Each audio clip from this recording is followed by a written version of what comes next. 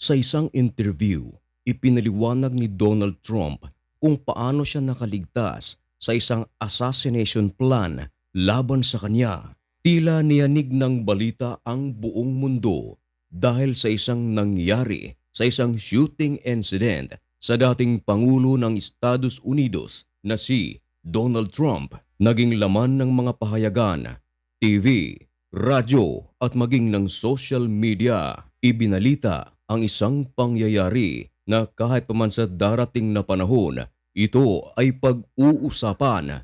Ito ay ang assassination plan laban kay Donald Trump. Sa nalalapit na halalan sa Estados Unidos, mahigpit at mainit ang labanan sa pagitan ni Donald Trump at ng kasalukuyang Pangulo nito na si Joe Biden. Kanya-kanyang bisita kahit sa ang dako ng Amerika, kasama ang mga pangako nito para sa ikabubuti ng buong Amerika. Maging mga world leaders ay nakatutok sa mga sasabihin ng mga kandidatong ito dahil alam natin na kahit sa buong mundo, maraming mga bansa ang umaasa pa rin sa tulong ng Estados Unidos. Kahit sa ang dako ng mundo, basta't halalan ang pag-uusapan, hindi natin maikakaila na meron talagang batikusang nangyayari.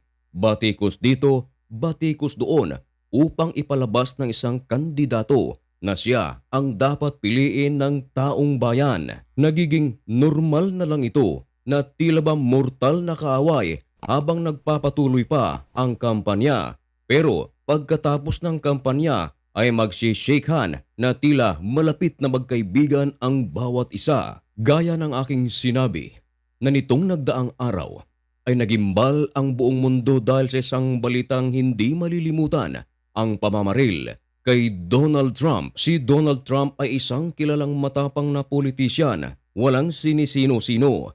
Kahit na Pangulo ng China at Russia ay binibira nito. Isa sa mga hindi malilimutan na ginawa ni Donald Trump noong siya ay Pangulo pa ng Estados Unidos mula noong 2017 hanggang 2021 ay ang napagharap nito ang Pangulo ng North Korea at South Korea. Nahawakan mismo ni Donald Trump ang kamay ng Pangulo ng North Korea na si Kim Jong-un.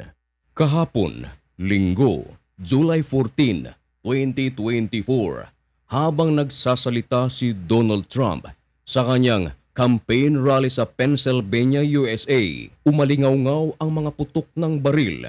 Ayon sa mga saksi, 4 na putok ng baril ang kanilang narinig at nang malaman ni Donald Trump na meron pala siyang tama sa kanyang tenga, mabilis itong nakayuko. Takbuhan ng mga tao, maging ang security nito ay mabilis na nakaresponde. Kumpirmado naman na napaslang ng isang sniper ang tao na bumaril kay Donald Trump. 20 years old lamang ang bumaril kay Donald Trump at ito ay kinilala ng FBI sa pangalang Thomas Matthew Crooks. Mabilis na kinabiran ng security ni Donald Trump. Mga segundo lamang ay nagawa nila ang pag-cover kay Donald Trump. Mabilis nila itong pinasakay sa isang itim na SUV na bulletproof. Hindi nagtagumpay ang assassination plan laban kay Trump. Ngayon, nagpapasalamat si Donald Trump sa kanyang security at higit sa lahat sa Diyos na may kapal.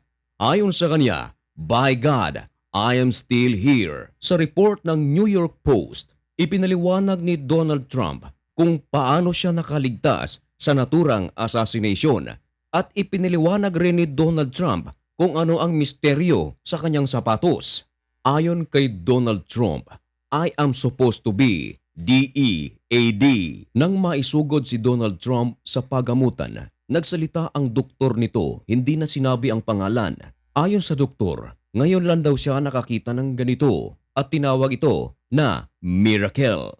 Habang binabalutan ng mga bendahe ang sugat ni Donald Trump, ay nakikipag-usap sa kanya ang doktor. Ayon kay Donald Trump, he is very grateful sabagat nasa bingit na sana siya ng kamatayan. Can you imagine? Tenga, konti na lang ang lapit nito sa utak. Marami ang mga nagsasabi na ito raw ay propaganda ni Donald Trump or ito raw ay laro ni Donald Trump upang makuha niya ang simpatya ng mga Amerikano at mga world leaders. Pero marami ang mga nagsasabi na imposibleng gawa-gawa ito ni Donald Trump. Kayo ba mga kaibigan?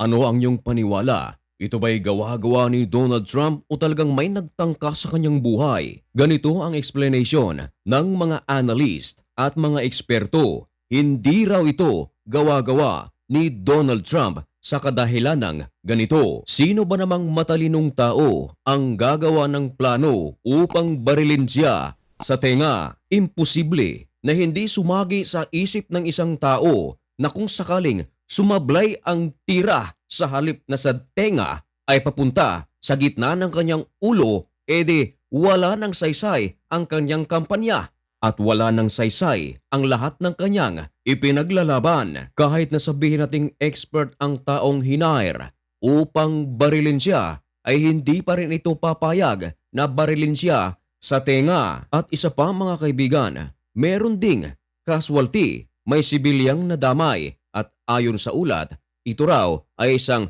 fire personnel. Pero nagsalita si Donald Trump kung paano siya naligtas at paano niya naiwasan ang supposed to be sa ulo sana ang tira. Ayon kay Donald Trump ay wala na sana siya kung hindi niya iginalaw ang kanyang ulo, konting galaw lamang pakanan at binasa niya ang isang chart na kung saan ang nilalaman nito nakasulat ang isang illegal immigrants. Ayon sa kanya, kung hindi niya raw ito ginawa, yun na ang katapusan ng kanyang buhay. Subalit, isa lamang pagkasira ng kanyang tenga dahil sa kanyang paglingon sa kalang bahagi nito. Sa mga video na naglabasan, matapos marinig ang putok, ay agad na hinawakan ni Donald Trump ang kanyang kanang tenga. Yun pala, nasugatan na ito dahil sa tama ng bala.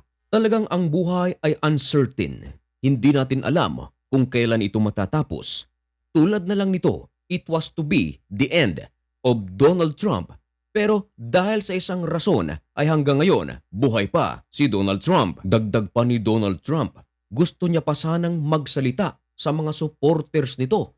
Pero dinala na siya ng kanyang secret service agents. Hindi niya na nagawa ang pagsasalita, maliban na lang sa pagtataas ng kanyang kamao sabay sigaw na fight, fight. At ang mga pictures na kumalat na kung saan nakataas ang kamay ni Donald Trump at may dugo ang kanyang muka, ito raw ay isang iconic. Ayon kay Donald Trump, maraming mga pangyayari na upang maging iconic ang isang picture ay kailangan munang mamatay ng taong ito.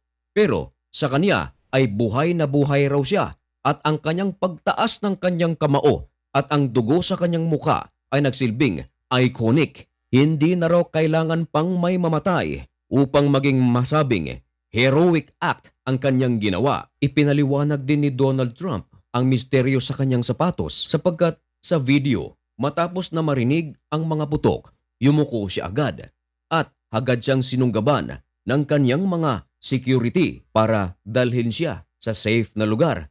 Pero nakapagsalita pa raw itong si Donald Trump. Ayon sa kanya, wait, I want to get my shoes. Sa kagustuhan ni Donald Trump na balikan pa ang kanyang sapatos at sa kagustuhan na rin na makipag-usap pa sa kanyang mga supporters. Ayon kay Donald Trump, the agent hit me so hard that my shoes fell off.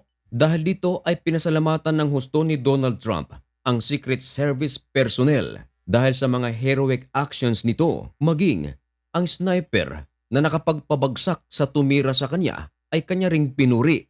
Ayon kay Donald Trump, they did a fantastic job. Hindi niya rin kinalimutan ang Panginoon.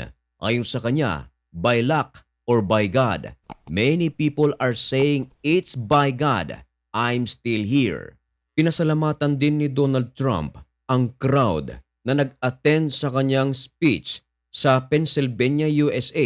Umaabot daw ito ng 55,000 ka mga tao. Ayon sa kanya, hindi raw siya iniwan ng mga taong ito. Ipinaliwanag ni Donald Trump na sa isang special soccer games, nakarinig ng isang gunshot at nagtakpuhan lahat ng mga tao palayo.